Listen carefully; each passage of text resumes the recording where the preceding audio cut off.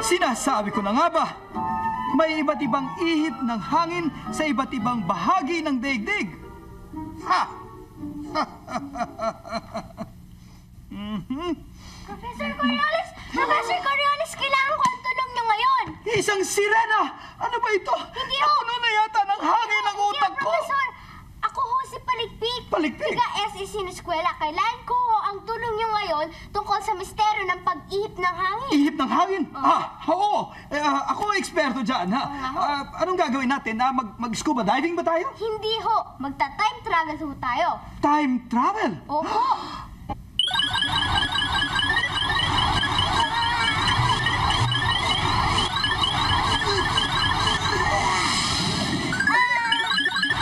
Handa na ba kayo? Handa na po, Profesor? Bueno, ipakikita ko sa inyo kung ano ang epekto ng mainit at malamig na temperatura sa paggalaw ng hangin.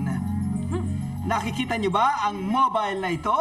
Ang mga mobile ay tinatawag na ganyan sapagkat ayan sila at gumagalaw. Ngayon, tingnan ninyo kapag inilagay natin ang dalawang kandila sa ilalim ng mobiles. Naku, mabilis ang takbo ng mga mobiles, oh. Natural!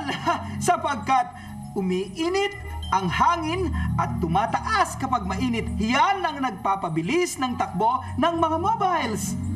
Tingnan naman natin ngayon kung ano ang mangyayari kapag tinanggal natin ang dalawang kandila.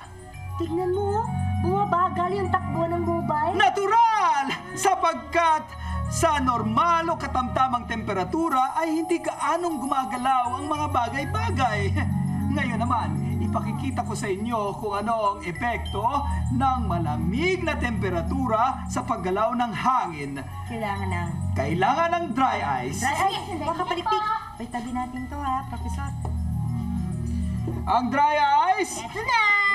bueno, ilagay ang dry ice sa tubig.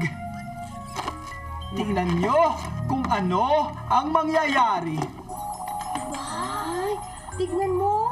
Pababa yung galaw ng hamog mula sa dry ice. Tumpak! Profesor, ito ba ay dahil malamig ang temperatura kaya pababa ang galaw? Ang galaw ng malamig na hangin ay pababa sapagkat ang malamig na hangin ay mas mabigat kaysa sa mainit na hangin.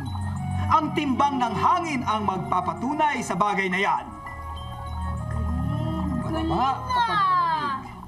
Kung titimbangin natin ang hangin sa normal na temperatura, ay parehas lang sila ng bigat.